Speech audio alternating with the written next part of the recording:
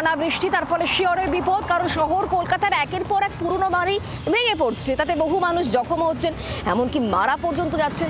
এখন প্রশ্ন উঠছে, এই যে পুরনো বাড়ি নিয়ে কলকাতা পুরসভা কেন কড়া কোনো সিদ্ধান্ত নিচ্ছে না, আর সাধারণ মানুষের হুঁশ কবে ফিরবে?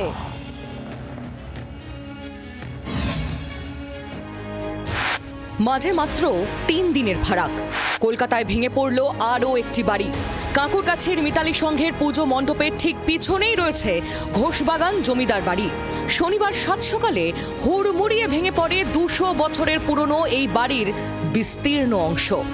স্থানীয় মানুষ ভেবেছিলেন বোধহয় ভূমিকম্প হচ্ছে, তারপর তাদের ভুল ভাঙে যখন এই ঘোষ বাড়ির একটার পর একটা অংশ হুড়মুড়িয়ে ভাঙতে শুরু করে। সুবিশাল বাড়ি, এক একটি ঘরের আয়তন এখনকার একটা গোটা ফ্ল্যাট বাড়ির সমান। সেই ফ্ল্যাট বাড়ির সমান আয়তনের এক একটা ঘর তাসের ঘরের মতো একটার পর একটা ভেঙে পড়তে থাকে। গোটা এলাকা ধোঁয়ায় ঢেকে যায়, ধুলোয় ঢেকে যায়।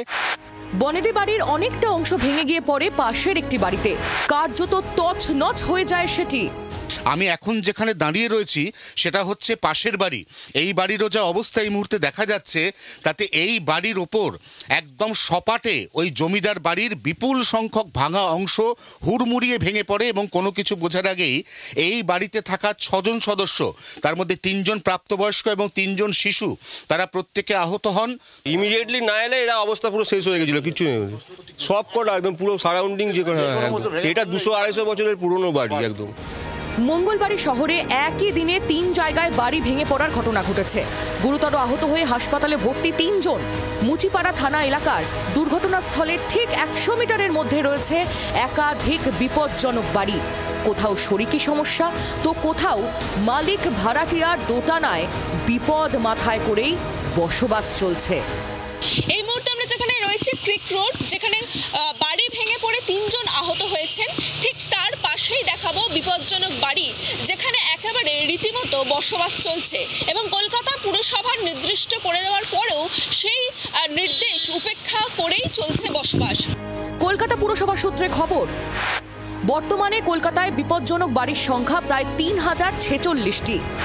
এর মধ্যে উত্তর ও মধ্য কলকাতায় 1.5 থেকে 2000 বাড়ি বিপজ্জনক। তালিকাভুক্ত হাই রিস্ক জোন বাড়ি প্রায় 30%, যার মধ্যে 10% বাড়ি সিভিয়ার রিস্ক জোনে রয়েছে। 100টি বাড়ি অতি বিপজ্জনক বলে চিহ্নিত করা হয়েছে। সবচেয়ে বেশি বিপজ্জনক বাড়ির সংখ্যা মধ্য কলকাতায়। এছাড়া শহরে 30টি বাড়ি হেলে রয়েছে বলে খবর কলকাতা পুরসভার বিল্ডিং বিভাগ সূত্রে। এই ধরনের কেসে ম্যাক্সিমাম কোর্ট কেস লিটিগেশনের জন্য কলকাতা কর্পোরেশনের হাত পা বাঁধা। তাহলে এই মানে শেকল কী করে আগামী দিনে খুলে ফেলা যাবে, সেগুলো মহামান্য কোর্টকেরও যখন এই ধরনের বাড়ির মালিকরা যাবে, তাদের পক্ষে বা নিরপেক্ষ একটা সিদ্ধান্ত কোর্টকে দিতে হবে। তা নাহলে আগামী দিনে এইসব বাড়ির জন্য পার্শ্ববর্তী অঞ্চলে পাশের বাড়িগুলো মানুষ ক্ষতিগ্রস্ত হবে। সম্প্রতি বড়বাজারে অগ্নিকাণ্ডের প্রসঙ্গ বলতে গিয়ে এই সমস্ত বিপজ্জনক বাড়ি নিয়ে উদ্বেগ প্রকাশ করেছিলেন মুখ্যমন্ত্রী। তার নির্দেশে কমিটি তৈরি করেছিল কলকাতা পুরসভা, কিন্তু তারপরও ছবিটা একটুও বদলায়নি। পুরসভার বারবার নিষেধাজ্ঞার পরেও সাধারণ মানুষের হুঁশ ফিরছে না, ফলত লাগাতারভাবে মানুষের বিপদ বেড়েই চলছে। এই অবস্থায় কবে সাধারণ মানুষ সচেতন হবে তা নিয়ে কিছুটা বিব্রত কলকাতা পুরসভা। ক্যামেরায় অরিন্দম কমলের সঙ্গে অয়ন ঘোষাল ও রক্তিমা দাসের রিপোর্ট, জি 24 ঘন্টা। বাংলার আওয়াজ, বাঙালির আবেগ, জি 24 ঘন্টা।